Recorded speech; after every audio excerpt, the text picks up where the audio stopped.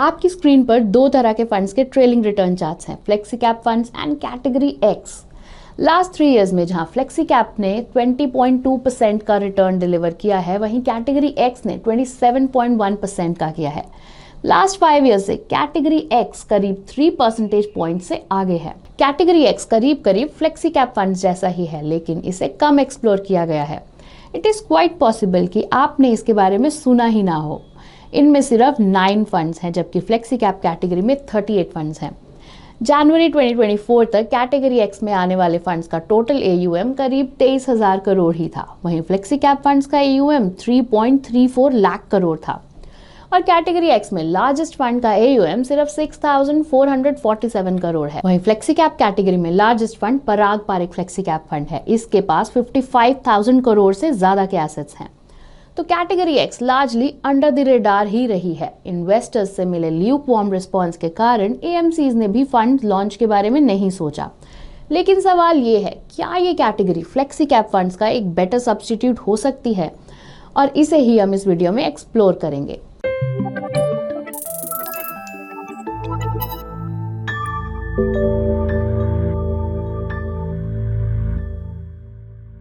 Hello and welcome to ET money Hindi. हम जिस fund category के बारे में बात कर रहे हैं वो है डिविडेंड यील्ड फंड्स। इस वीडियो में हम डिविडेंड यील्ड फंड्स, अ लार्जली अननोन कैटेगरी, को most popular equity category flexi cap fund से कंपेयर करेंगे। और ट्रेलिंग रिटर्न डेटा से हम जानते हैं कि डिविडेंड यील्ड फंड्स ने अपने फ्लेक्सी कैप काउंटरपार्ट से बेटर परफॉर्म किया है। तो क्या dividend yield funds hidden gem है? इस वीडियो में हम इसका जवाब ढूंढने की कोशिश करेंगे। लेकिन स्टार्ट करने से पहले हमारे 2 और यूट्यूब चैनल्स के बारे में बात करते हैं। आप इस वीडियो को हमारे हिंदी चैनल पर देख रहे हैं। इसके अलावा हमारा इंग्लिश चैनल भी है, जहां आप हमारे सभी वीडियोस इंग्लिश में देख सकते हैं। और हमारा एक चैनल इन्वेस्टिंग बिगिनर्स के लिए भी है, इसका नाम है 5 मिनट फाइनेंस। तो अगर आप इन्वेस्ट करने के फंडामेंटल सीखना चाहते हैं तो ये चैनल आपके लिए ही है। आप इन दोनों चैनल्स के लिंक डिस्क्रिप्शन में पा सकते हैं। आइए डिविडेंड यील्ड फंड्स के इंट्रोडक्शन से शुरू करते हैं।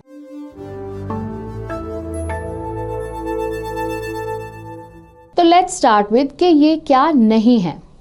इनके नाम से ऐसा लग सकता है कि ये किसी टाइप का डिविडेंड देते हैं, लेकिन ऐसा है नहीं। बट अगर आप IDCW वेरिएंट ऑप्ट करते हैं तो ये एक डिफरेंट केस है। लेकिन इन फंड्स के नाम में डिविडेंड शब्द का मतलब ये नहीं है कि आपको किसी तरह के डिविडेंड्स मिलेंगे। सेबी मैंडेट के अकॉर्डिंग डिविडेंड यील्ड फंड्स के लिए प्रीडोमिनेंटली डिविडेंड यील्डिंग स्टॉक्स में इन्वेस्ट करना जरूरी है, एंड दैट्स इट। डिविडेंड के साइज या डिविडेंड पेइंग स्टॉक्स को सिलेक्ट करने के लिए कोई स्पेसिफिक रिक्वायरमेंट नहीं है।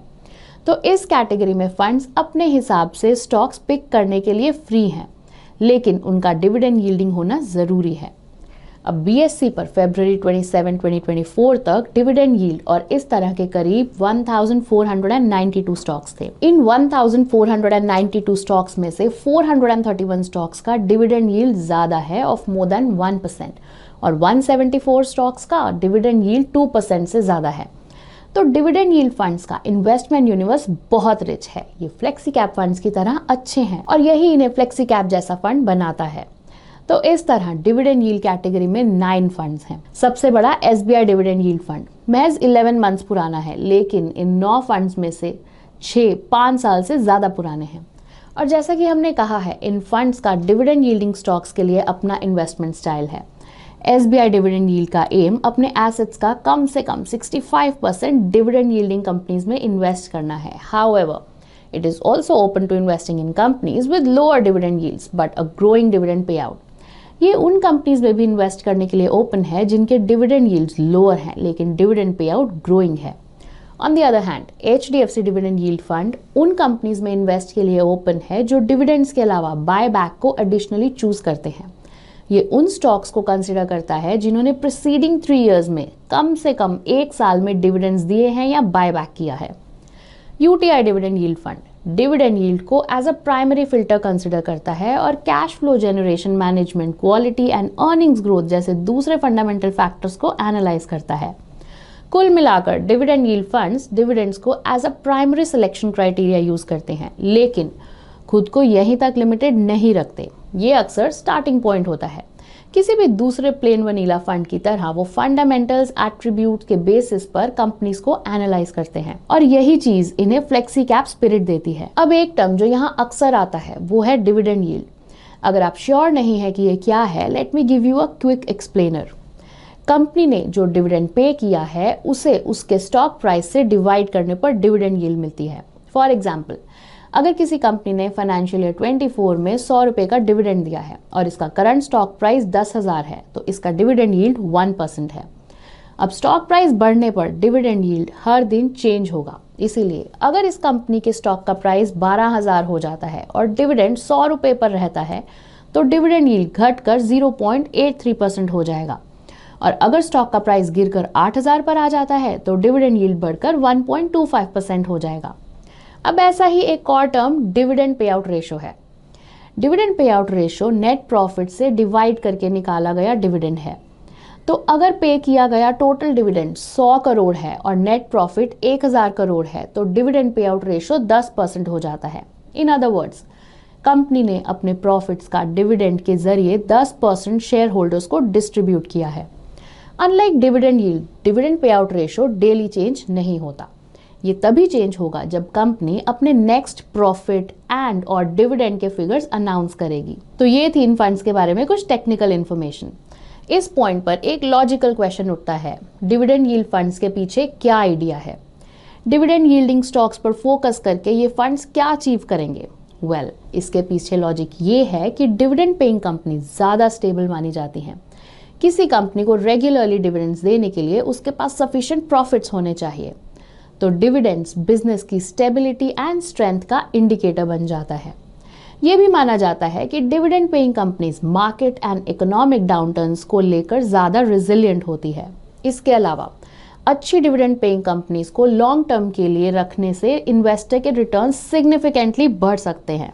फॉर एग्जाम्पल, मान लीजिए कि किसी कंपनी का नेट प्रॉफिट 100 करोड़ है, इसका डिविडेंड पे आउट रेशो 10% है और इसने इसे कई सालों से बनाए रखा है। इसके प्रॉफिट्स 12% पर एनम के रेट से इंक्रीज हो रहे हैं।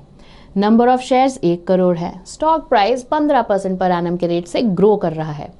तो पहले साल में कंपनी 10 रुपए पर शेयर का डिविडेंड देती है। क्योंकि इस समय स्टॉक प्राइस 500 था, तो डिविडेंड यील्ड 2% है। 10th ईयर में कंपनी का डिविडेंड बढ़कर 28 पर शेयर हो जाता है। अब स्टॉक प्राइस 1759 पर है, तो यील्ड 1.6% है। एट द स्टार्ट ये 2% से कम है, बट वेट, अगर आपने पहले साल में 500 पर स्टॉक खरीदे थे तो आपका डिविडेंड यील्ड 500 को 28 से डिवाइड करने पर आएगा, यानी 5.6%। तो लॉन्ग टर्म के लिए स्टॉक को होल्ड करके आप डिविडेंड्स के थ्रू 10th ईयर में 5.6% रिटर्न्स पा रहे हैं। और अगर आप सभी डिविडेंड्स को जोड़ दें, दैट्स ₹175। ये अकेले डिविडेंड्स के जरिए 10 सालों में आपकी इन्वेस्टेड कैपिटल पर 35% का रिटर्न है। इसके साथ स्टॉक प्राइस में 15% पर एनम का अप्रिसिएशन भी जोड़ा गया है। इसीलिए डिविडेंड्स ना सिर्फ आपके रिटर्न को बढ़ा सकते हैं, वो लॉन्ग रन में मैजिक भी क्रिएट कर सकते हैं। ऑफ कोर्स, किसी कंपनी को प्रॉफिटेबल बने रहने और ईयर आफ्टर ईयर अच्छा बिजनेस करने की जरूरत होती है। तो एक तरह से डिविडेंड गुड परफॉर्मेंस का प्रॉक्सी बन जाता है और डिविडेंड यील्ड फंड्स के पीछे यही आइडिया है। To cut the long story short, dividends पर फोकस करके ये फंड सॉलिड बिजनेसेस को पिक करने की कोशिश करते हैं जो इकोनॉमिक एंड मार्केट फ्लक्चुएशंस के बीच कम वॉलेटाइल होते हैं। लेकिन इसका मतलब ये नहीं है कि डिविडेंड पे नहीं करने वाली कंपनीज खराब ही होती हैं। अक्सर ग्रोइंग बिजनेसेस मामूली डिविडेंड्स पे करते हैं या नहीं करते हैं क्योंकि उन्हें कंपनी के ग्रोथ के लिए सरप्लस की जरूरत होती है। दुनिया की कुछ रिनाउंड कंपनीज जो डिविडेंड्स पे नहीं करती, जैसे गूगल की पेरेंट कंपनी अल्फाबेट डिविडेंड्स नहीं देती, ना ही वॉरेन बफे का बर्कशायर हैथवे। तो ये डिविडेंड यील्ड फंड्स के बारे में कुछ इन्फॉर्मेशन थी। आइए अब इसे फ्लेक्सी कैप्स के साथ कंपेयर करते हैं।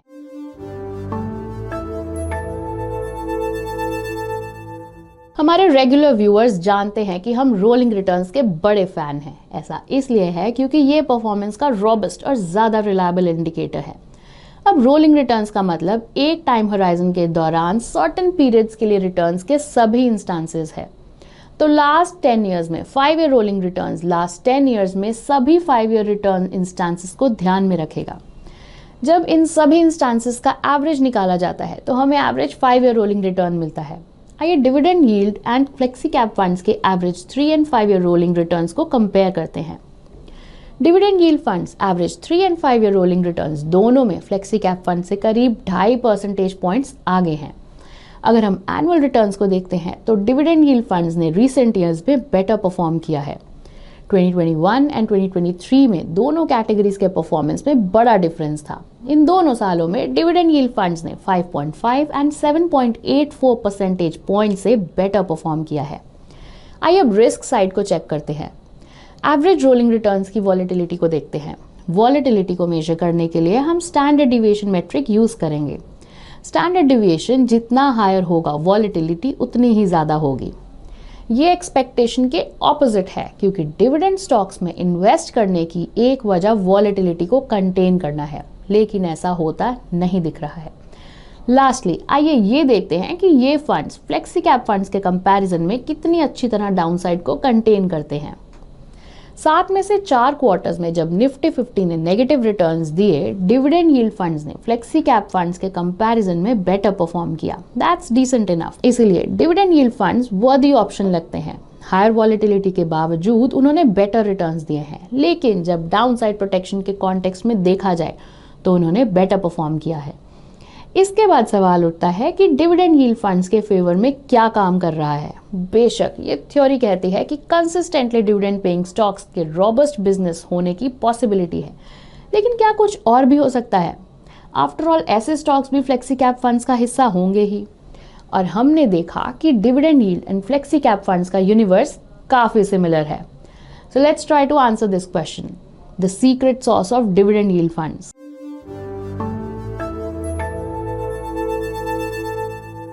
ये पता लगाने के लिए कि डिविडेंड यील्ड फंड्स के लिए क्या चीज काम कर सकती है, आइए डिविडेंड यील्ड फंड्स के मार्केट कैप एलोकेशन का कंपैरिजन फ्लेक्सी कैप फंड्स के साथ करते हैं। सो लास्ट 3 इयर्स में इन फंड्स ने 62.5% का मीडियन लार्ज कैप एक्सपोजर बनाए रखा है और mid and small cap exposure 28.9% है। अब अगर हम फ्लेक्सी कैप फंड्स के मार्केट कैप एलोकेशन को चेक करें तो एक सिमिलर पैटर्न दिखता है। लार्ज कैप में मीडियन एक्सपोजर 64.8% है, जो डिविडेंड यील्ड फंड्स के कंपैरिजन में थोड़ा ज्यादा है। मिड और स्मॉल कैप एक्सपोजर करीब 30% है, जो ऑलमोस्ट डिविडेंड यील्ड फंड्स जैसा ही है। हालांकि फ्लेक्सी कैप कैटेगरी के साइज को देखते हुए टॉप 5 फंड्स का मार्केट कैप एलोकेशन और AUM को भी चेक करना जरूरी हो सकता है। तो टॉप 5 फ्लेक्सी कैप फंड्स हैं Parag Parikh flexi cap, HDFC flexi cap, Kotak flexi cap, UTI flexi cap and SBI flexi cap. इन 5 फंड्स का AUM 20,000 करोड़ से लेकर 55,000 करोड़ तक है। इनके पास टोटल 1,92,399 करोड़ के एसेट्स हैं। ये फ्लेक्सी कैप फंड्स के टोटल एसेट्स का 58% है। टॉप 5 फ्लेक्सी कैप फंड्स का मीडियन लार्ज कैप एक्सपोजर 66.03% से ज्यादा है। Median mid cap small cap exposure 24.05% कम है। टॉप 5 फ्लेक्सी कैप फंड्स का लार्ज कैप एक्सपोजर 61.63% से 69.45% तक रहा है। On the other hand dividend yield funds के लिए ये 52.36% से 66.84% हो गया है। और टॉप 5 फ्लेक्सी कैप फंड्स का मिड स्मॉल कैप एक्सपोजर 20% से 29.44% तक रहा है। डिविडेंड यील्ड फंड्स के लिए ये 24.71 से 36.56% तक है। इससे पता चलता है कि टॉप 5 फ्लेक्सी कैप फंड्स के कंपैरिजन में dividend yield funds market caps में अपने पोर्टफोलियो को बेहतर तरीके से एडजस्ट कर रहे हैं। अब 2021 एंड 2023 में जब डिविडेंड यील्ड फंड्स ने फ्लेक्सी कैप फंड से बहुत अच्छा परफॉर्म किया तो उनका एवरेज लार्ज कैप एक्सपोजर था 57.22% और 61.61% रिस्पेक्टिवली। वहीं टॉप 5 फ्लेक्सी कैप फंड्स ने लार्ज कैप्स में 62.9% एंड 67.18% इन्वेस्ट किया था। टॉप फ्लेक्सी कैप फंड्स के लिए उनके बड़े AUM के चलते लार्ज कैप्स में डीप तक जाना जरूरी है। उनके लिए मिड स्मॉल कैप्स में हायर एसेट एलोकेट करना मुश्किल होगा। इसलिए ये फंड्स असल में बहुत ज्यादा फ्लेक्सिबल नहीं हो सकते और शायद यही वजह है जो फ्लेक्सी कैप फंड कैटेगरी के रिटर्न्स को कम कर रही है। On the other hand lower AUMs के चलते डिविडेंड यील्ड फंड ज्यादा एजाइल हो सकते हैं। इससे उन्हें बुल रन में मिड स्मॉल कैप्स और ज्यादा चैलेंजिंग टाइम्स में लार्ज कैप्स में शिफ्ट होने में हेल्प मिलती है। पिछले कुछ सालों में मिड एंड स्मॉल कैप्स में गिरावट आई है एंड इट सीम्स कि इससे डिविडेंड यील्ड फंड्स को बेनिफिट हुआ है। एक पुराने वीडियो में हमने इस एस्पेक्ट को एक्सप्लोर किया है, जहां हमने उनके लार्ज कैप बायर्स पर बात की है। इस वीडियो में हमने large and mid cap and multi cap funds के साथ फ्लेक्सी कैप फंड्स में इन्वेस्ट करने के 3 ऑल्टरनेटिव सजेस्ट किए थे, और इस वीडियो के एनालिसिस से हम कह सकते हैं कि डिविडेंड यील्ड फंड्स एक और ऑल्टरनेटिव हो सकते हैं। डिविडेंड यील्ड फंड्स का मेजर एडवांटेज उनका फ्लेक्सी कैप जैसा होना है। Large and mid cap and multi cap funds के साथ ऐसा नहीं है। लार्ज एंड मिड कैप और मल्टी कैप फंड्स के पास अपने मार्केट कैप एलोकेशन के लिए मैंडेट्स हैं। डिविडेंड यील्ड फंड्स ऐसे किसी भी रिक्वायरमेंट से बाउंड नहीं है, इसीलिए वो लार्ज एंड मिड कैप और मल्टी कैप फंड्स के कंपैरिजन में फ्लेक्सी कैप फंड्स के ज्यादा क्लोज है। साथ ही डिविडेंड यील्ड फंड्स के स्मॉल AUMs को देखते हुए वो ज्यादा एजाइल प्रूव हुए हैं, और इससे उनके बेटर परफॉर्मेंस में भी कंट्रीब्यूट करने की पॉसिबिलिटी है। इसीलिए dividend yield funds hidden gems और फ्लेक्सी कैप फंड्स के लिए एबल सब्स्टिट्यूट प्रूव होते हैं। तो क्या इसका मतलब ये है कि आपको अब अपने फ्लेक्सी कैप से एग्जिट कर जाना चाहिए और डिविडेंड यील्ड फंड्स की ओर जाना चाहिए? Let's see.